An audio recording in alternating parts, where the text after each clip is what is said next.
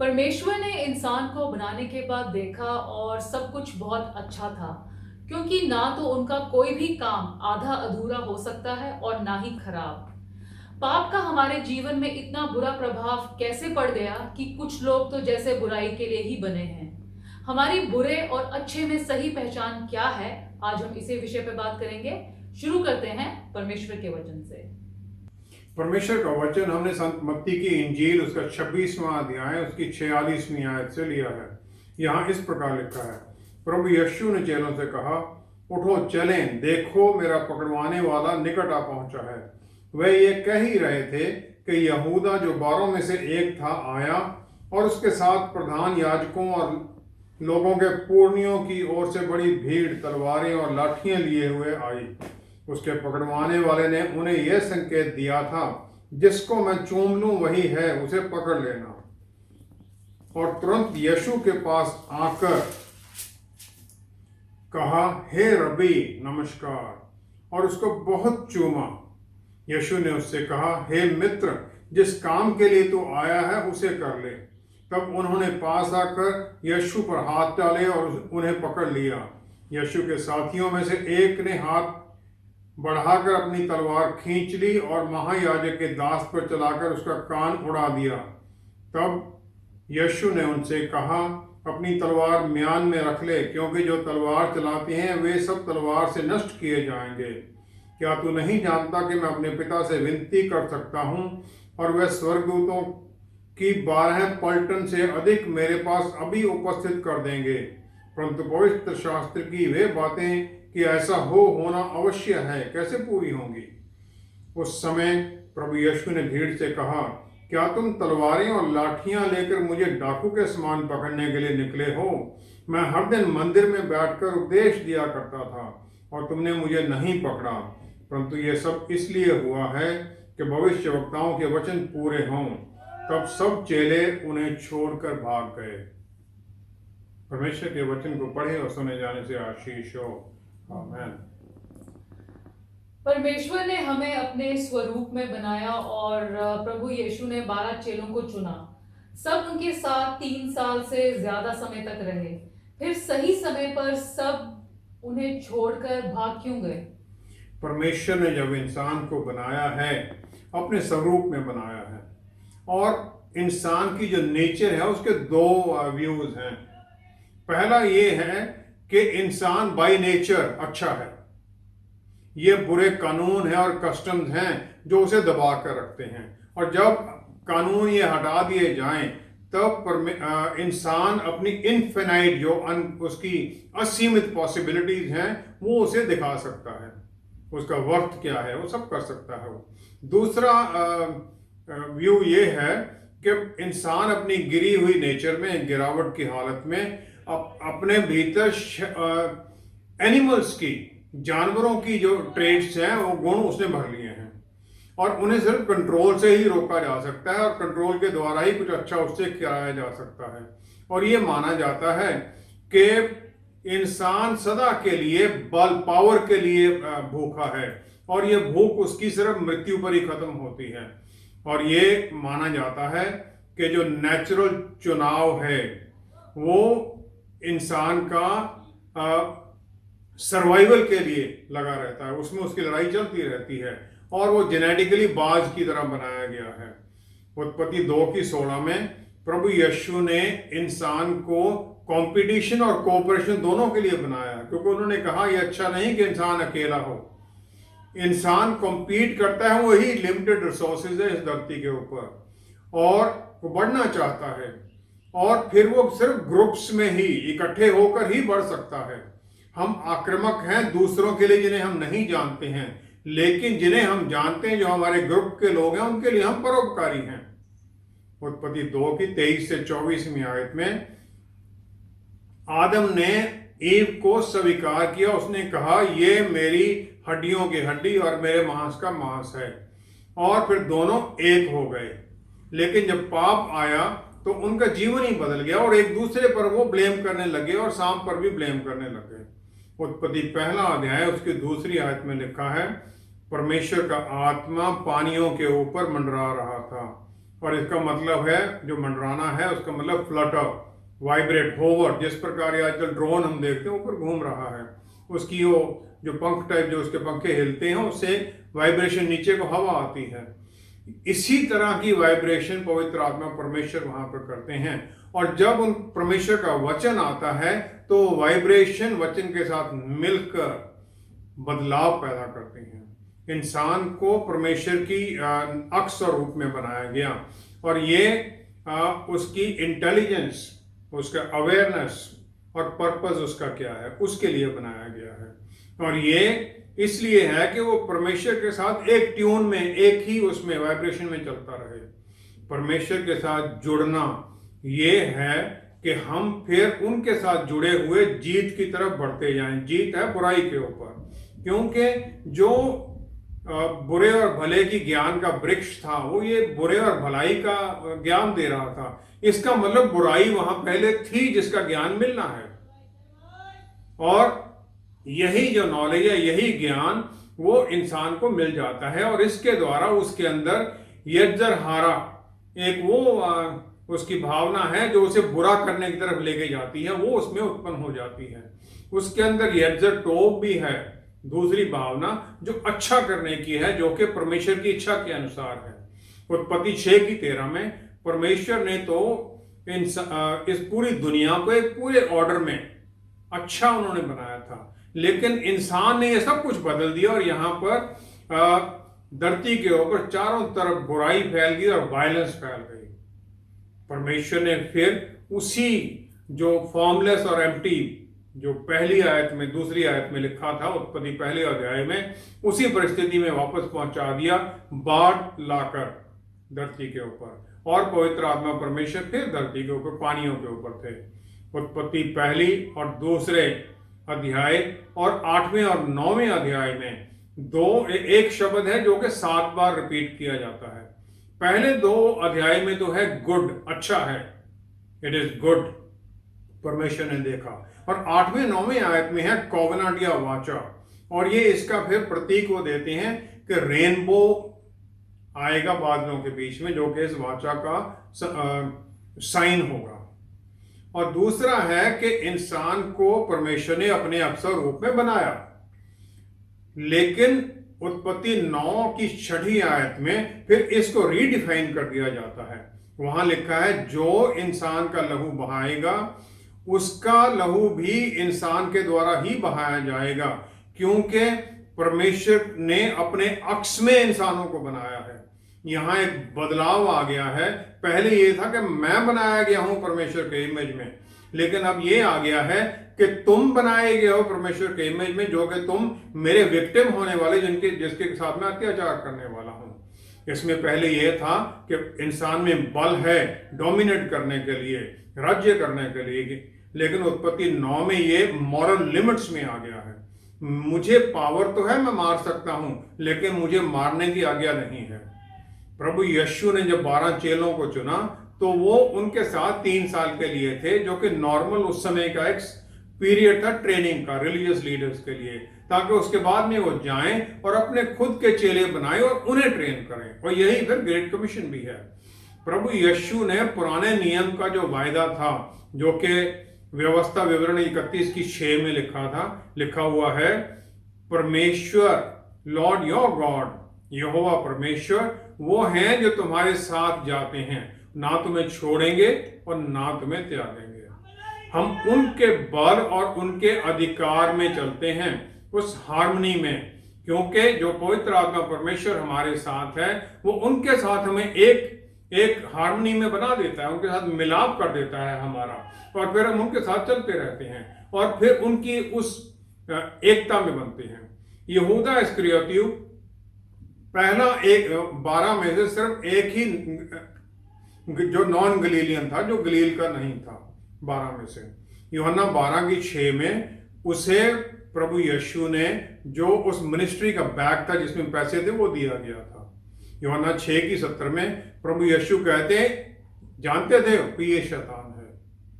अदन बाग में सब कुछ देने के बाद में, अधिकार देने के बाद में, परमेश्वर आदम और ईव से हर रोज मिलते हैं, ताकि उनके जो भीतर का वो यज़्ज़तोब, जो अच्छा करने की जो इच्छा है, वो उनके साथ मिलाप में बनी रहे।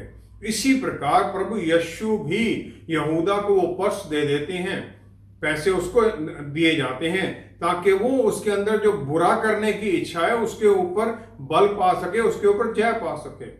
उत्पत्ति 15 की पहली 18 आयत में अब्राहम से परमेश्वर वायदा करते हैं कि तुम्हें मैं एक उत्तराधिकारी दूंगा, और फिर जो ये वाचा है उसको पूरा करने के लिए, वाचा स्थापित करने के लिए परमेश्वर उसे आज्ञा देते हैं कि तुम मेरे लिए एक 3 साल का बछड़ा लेके आओ और एक 3 साल की फीमेल गोट लेके आओ, 3 साल का एक रैम, एक बुल लेके आओ, एक टर्टल डव और एक यंग पिजन। जो एनिमल्स हैं उन्हें काट दिया जाता है, 2 हिस्से करके साइड में रख दिया जाता है आमने सामने, लेकिन जो पक्षी उन्हें काटा नहीं जाता है। और फिर जब सूरज छिप जाता है तो अब्राहम के ऊपर बहुत गहरी नींद आ जाती है, और उस नींद के दौरान हम देखते हैं कि एक स्मोकिंग ओवन, एक धुआं देने वाला चूल्हा जो जल रहा है, और एक टॉर्च उन पीसेस के बीच में से निकलती है। ये कॉन्फर्मेशन है, परमेश्वर उसके बीच में से निकल जाते हैं। परमेश्वर जानते हैं कि अब्राहम या हम सब लोग जो भी वाचा वो करेंगे, हम उसे पूरा करने में असमर्थ हैं, इसलिए वो अकेले ही वाचा के बीच में चलते हैं, वो उसे पूरा करने के बाध्य हैं। प्रभु यीशु को यहूदा इस्करियोती के बारे में पता था कि ये क्या करेगा। आखिर तक वो उसे उस वाचा में बने रहते हैं, किसी के सामने लज्जित नहीं करते हैं। यहूदा भी पाप करने के बाद में, उन्हें पकड़वाने के बाद में, माफी मांगकर अपनी पछतावे के बाद में माफी पा सकता था, लेकिन उसने पूरी तरह से कभी परमेश्वर प्रभु यीशु को जाना ही नहीं। इसलिए वो जो उसने पाप किया उसकी गहराई में डूबने के बाद में पछतावे में उनके पास वापस आ ही नहीं सका और आत्महत्या कर गया। हमारे बीच में वो जो भीतर यज्जतोब यज्जरहारा, जो अच्छा और बुरा करने की इच्छा है वो बनी हुई है। हमें अच्छा करने की इच्छा में चलना है, दूसरी पर जय पाना है। जब प्रभु यीशु जूदस इस्करियोत के बारे में सब कुछ पहले से ही जानते थे, तो फिर उन्होंने उसे रोका क्यों नहीं? लूका 4 की 18वीं 19वीं आयत में प्रभु यीशु नाजरत के सिनेगोग में है, और फिर जो उनके बारे में यशाया नबी ने पहले भविष्यवाणी की थी, यशाया 61 में पहली 2 आयत में, वो पढ़ते हैं। वो वहां लिखा है, प्रभु का आत्मा मुझ पर है, इसलिए कि उसने कंगालों को सुसमाचार सुनाने के लिए मेरा अभिषेक किया है, और मुझे इसलिए भेजा है कि बंदियों को छुटकारेगा और अंधों को दृष्टि पाने का सुसमाचार प्रचार करूं, और कुचले हुओं को छुड़ाऊं, और प्रभु के प्रसन्न रहने के वर्ष का प्रचार करूं। ये उन्होंने जो प्रोफेसी थी वो उन्होंने पढ़ दी, to proclaim the acceptable year of the Lord. ये जो वाचा अब्राहम के साथ की गई थी, जिसके बारे में मैंने पहले बात की थी, उसमें परमेश्वर बीच में चलते हैं। परमेश्वर अपनी तरफ से वाचा कर देते हैं, वो जानते हैं कि इंसान नहीं कर सकता है। प्रभु यीशु भी उसी जो ये वाचा जो पहले का भविष्यवाणी है उसके अनुसार चलते हैं। वो जानते हैं कि इंसान होते हुए भी उन्हें वही करना है जो परमेश्वर की इच्छा के अनुसार है। मत्ती 6 की 24 में शुरू में ही प्रभु यीशु ने प्रचार करते हुए कह दिया था कि कोई भी 2 स्वामियों की सेवा नहीं कर सकता है, परमेश्वर और गॉड एंड मैमन, परमेश्वर और पैसे की, धन की, क्योंकि तुम या तो एक से प्यार करोगे और दूसरे को डिस्पाइज, उसको धिक्कारोगे। जो कॉवेनेंट, जो वाचा का जो कानून है, वो एक मॉरल लॉ है जो कि कंडक्ट के बारे में है, साइंटिफिक लॉ नहीं है। साइंटिफिक लॉ वो है जिस प्रकार के ऊपर से पत्थर फेंकोगे नीचे गिरेगा, और नेचर के बारे में है। ये मेरे बारे में नहीं है, सबके बारे में है, और वो हम सब परमेश्वर के अक्स में बनाए गए हैं। मलाकी 2 की 10 में लिखा गया है, क्या हम सब का एक ही पिता नहीं है? क्या हम सब परमेश्वर के द्वारा नहीं बनाए गए हैं? तो जो पहले ग्रुप था, इंसान अकेला ना रहे, अब यहां पर ये बदल जाता है, पूरी दुनिया की भाईचारे में आ जाता है। उत्पत्ति 8 की 21 में प्रभु यीशु पहचानते हैं, परमेश्वर जानते हैं कि इंसान बाय नेचर अच्छा है, और वो वादा करते हैं कि मैं कभी भी इंसान के कारण धरती को श्राप नहीं दूंगा, हालांकि उसके मन में तो बुराई ही है। तो पहला अगर हम देखें, जो पहली ही इमोशन आती है इंसान में पाप करने के बाद में, वो बुरे और भलाई वाले वृक्ष का फल खाने से वो डर आता है। डर बस विचारों में ऊपर ही पड़ा है, और ये सबसे पहले ऊपर आता है, और हमें फिर ये एग्रेशन की तरफ ले जाता है। डर में हम एकदम हमले की तरफ बढ़ते हैं, सोचते नहीं हैं। प्रभु यीशु ने वही किया जो उन्होंने प्रचार किया। उनके मन में पैसे के लिए कोई प्रलोभन नहीं था, वो सिर्फ परमेश्वर पिता की ऊपर डिपेंडेंस में ही चलते थे, और वही वो यहूदा इस्करियोती को सिखाना चाहते थे, दूसरों को सिखाना चाहते हैं। जो प्रभु यीशु ने चमत्कार किए वो सब आज्ञाकारिता के बारे में और स्वर्गीय पिता के ऊपर डिपेंडेंस के बारे में है, उनके अधिकार में बने रहने के बारे में है। और डिसाइपल्स को जो ट्रेनिंग दी गई थी वो उन्हें टेम्पटेशन से दूर करने के लिए नहीं था, बल्कि उसके ऊपर जय पाने के लिए था। यूहन्ना नबी की इंजील 17वां अध्याय 15वीं आयत में प्रार्थना करते हैं प्रभु यीशु पिता परमेश्वर से स्वर्ग में कि इन्हें, जो ये चेले हैं, इन्हें धरती पर ही इसी जगह पर बने रहने दें, लेकिन इन्हें बुराई से बचाएं। मत्ती 6:13 में जो प्रभु यीशु में मॉडल प्रेयर सिखाते हैं, उसमें भी यही लिखा गया है कि इन्हें शैतान से छुड़ाएं। मत्ती 26:21-22वीं आयत में जब प्रभु यीशु वो आखिरी लास्ट सफर जो खाना खा रहे हैं चेलों के साथ, तो वो कह देते हैं तुम में से एक मुझे धोखा देगा, और हर एक ये कहता है प्रभु क्या मैं हूं? प्रभु यीशु के अलावा और कोई भी नहीं जानता था कि जूडा है, यहूदा है जो ये करेगा, लेकिन सबके मन में एक डर आ गया, क्योंकि हम सब मॉरली करप्ट हैं। और इसका जो एविडेंस आ जाता है वो ये है कि प्रभु यीशु जानते हुए सब कुछ, फिर भी वो प्यार करते हैं यहूदा से।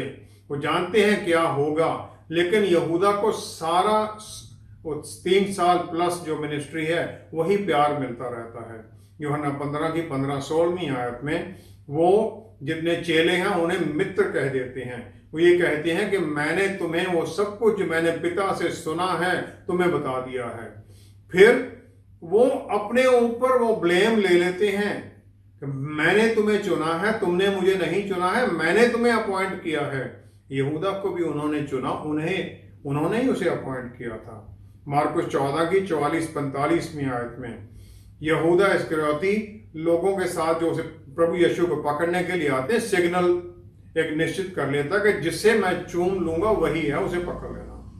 फिर वो जाता है प्रभु यीशु के पास, कहता है रबी रबी, और फिर उन्हें चूम लेता है। मत्ती 26:50वीं आयत में प्रभु यीशु फिर भी उसे कहते हैं मित्र, और लोग उन्हें पकड़ लेते हैं। यूहन्ना 14:9 में प्रभु यीशु ने चेलों से कहा जिसने मुझे देखा है उसने पिता परमेश्वर को भी देख लिया है। वो उनकी कोमलता, उनकी सहनशीलता जो पिता परमेश्वर में है वो दिखाई देती है। उनकी नरमी का स्वभाव, उनका प्यार दिखाई देता है। पाप हमें हमारे पाप परमेश्वर को हमसे प्यार करने से रोक नहीं सकते हैं। परमेश्वर प्यार है, वो प्यार ही करते हैं।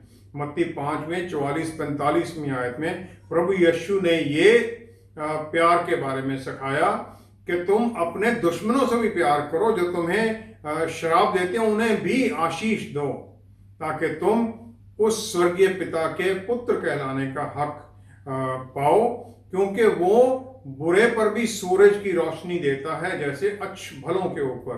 वो बारिश जो सही है उसके ऊपर भी और जो अनजस्ट है उसके ऊपर भी भेजते हैं। और फिर सलीब के ऊपर उन्होंने उन्हीं लोगों के लिए प्रार्थना की, माफी के लिए, क्षमा के लिए, जिन्होंने उन्हें सलीब पर चढ़ाया था। पिता परमेश्वर ने हमें पवित्र आत्मा परमेश्वर और ये जो वचन हमें एक बुक की, एक गाइड की तरह दिए हैं। जिस प्रकार आदम और ईव से परमेश्वर हर दिन मिलते थे, परमेश्वर हमारे हमसे कोई फोर्स सबमिशन नहीं चाहते, वो मन से सरेंडर चाहते हैं। लूका 10:27 में लिखा है, परमेश्वर से अपने मन से, heart, mind, soul and strength से प्यार करो। और यही जो शिक्षा थी प्रभु यीशु ने सबके सामने ओपन में दी, और यही वो चाहते हैं। यहूदा इस्करियोती को सब कुछ पता था ये। इसके अलावा फिर भी उसने एक भिन्न रास्ता चुन लिया और शैतान को अपने ऊपर राज्य करने दिया। यहूदा इस्करियोती की तरह हम भी परमेश्वर के अक्स में बनाए गए हैं, लेकिन हम भी शैतान के प्रलोभनों में फंस सकते हैं। ये हमारी चॉइस है कि हमने परमेश्वर के अक्स में बने रहना है, जिसमें प्रभु यीशु ने अभी हमें दोबारा कर दिया है।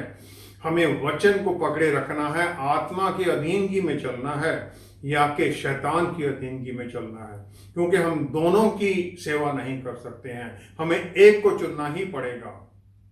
यही हमारे लिए निश्चित किया गया है, प्रभु यीशु ने यही हमारे लिए निर्धारित किया है। पतरस रसूल और दूसरे चेले जो थे उनकी प्रार्थना द्वारा बचाए गए, लेकिन यहूदा इस्करियोती के लिए उन्होंने प्रार्थना नहीं की। इसी प्रकार क्या हम भी उनकी प्रार्थना से निकल सकते हैं? मत्ती 6:24 में प्रभु यीशु ने बोला, कोई मनुष्य दो स्वामियों की सेवा नहीं कर सकता, क्योंकि वह एक से बैर और दूसरे से प्रेम रखेगा। You cannot serve money and God. और ये जो 10 आज्ञाएं दी गई थी निर्गमन 20:3 में, उसके तीसरी आयत में पहली जो आज्ञा थी कि तुम मुझे छोड़ और दूसरे को ईश्वर करके नाम मानना। यहूदा इस्करियोती ने ये पहली ही आज्ञा को भंग कर दिया और वो हार गया इसमें। हम ये कैसे जान सकते हैं कि हम इस प्रकार के झूठे परमेश्वर की सेवा कर रहे हैं? पहला ये है कि हम हर वक्त चिंता में लगे रहते हैं कि पैसे नहीं है।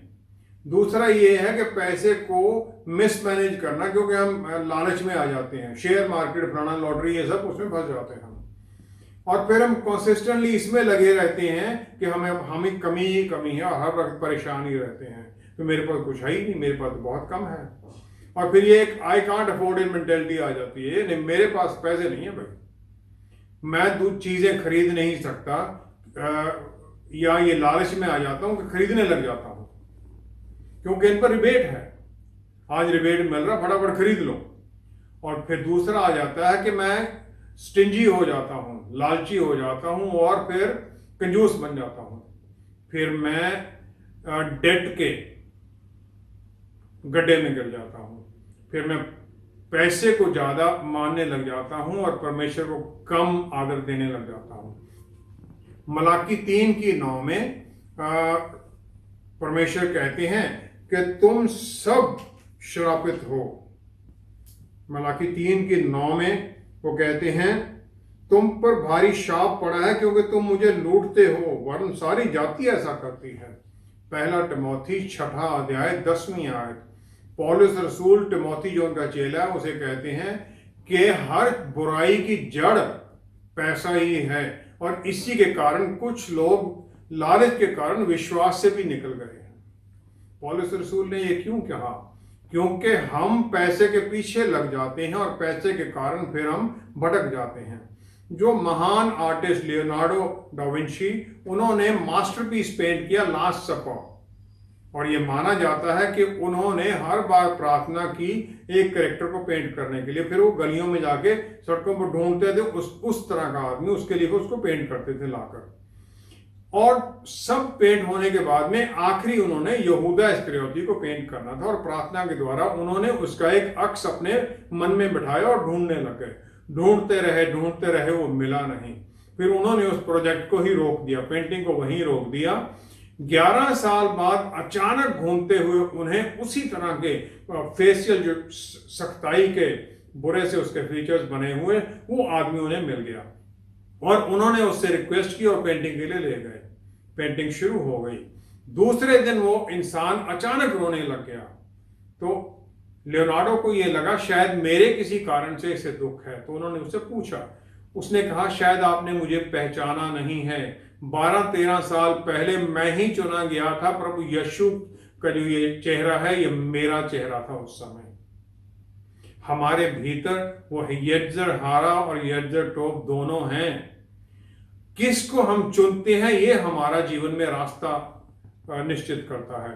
प्रभु यीशु हमारे इंटरसेसर हैं स्वर्ग में, लेकिन अगर हम उनकी सहायता को मानना ही नहीं चाहते, मांगना ही नहीं चाहते, किसी और पर निर्भर हैं, तो फिर वो कैसे कर सकते हैं हमारे लिए, और क्यों करेंगे फिर?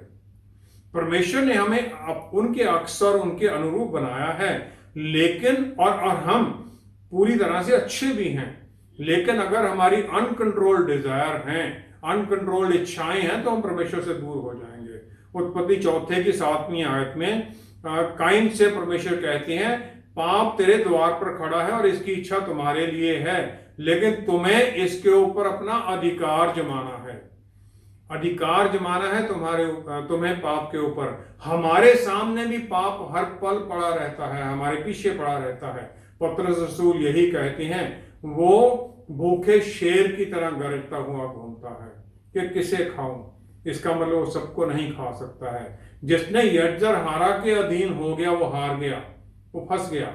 जो यज्जर टोब, जो अच्छाई करने की इच्छा में चल रहा है, परमेश्वर की आज्ञाकारिता में चल रहा है, परमेश्वर की इच्छा के अनुसार चलता है, वो जीत जाएगा।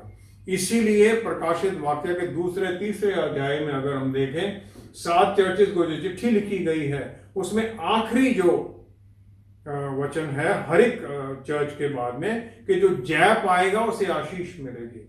इसका मतलब हम जय पा सकते हैं, क्षमता है हमारे अंदर, और परमेश्वर चाहते भी हैं कि हम क्षमता पाएं। इसीलिए जो काइन को कहा गया था वो आज हमारे लिए भी है। वो हमारे द्वार पर है पाप, लेकिन हमें उस पर जय पानी है, और हमारे अंदर ये बल है जिसे पवित्र आत्मा परमेश्वर उजागर कर देते हैं, और उनके बल में फिर हम पूरी शक्ति से आगे बढ़ने की क्षमता पा लेते हैं, और जय पाने के लिए हम आगे बढ़ सकते हैं, और यही हमें करना भी है। यहूदा इस्करियोती हार गया और फिर आत्महत्या करके सदा के लिए नरक में चला गया। हमें परमेश्वर के प्यार को समझना है, उनके बल और शक्ति में, उनकी अधीनगी में चलना है, जय में चलना है। आइए हम प्रार्थना करें। पिता परमेश्वर, हम धन्यवाद करते हैं आपकी आशीषों के लिए। हम धन्यवाद करते हैं कि पवित्र आत्मा परमेश्वर द्वारा आपने हमें शक्ति दी है, ताकि हम अपने डर पर, अपनी बुरे कामों की इच्छा पर, शैतानी ताकतों का सामना करते हुए जय पाएं, क्योंकि आप हमें जय पाया हुआ ही देखना चाहते हैं। प्यारे प्रभु जी, हम आपका धन्यवाद करते हैं वचन के लिए। आप जिंदा वचन हैं। हमारे मनों में आपका राज्य स्थापित हुआ रहे।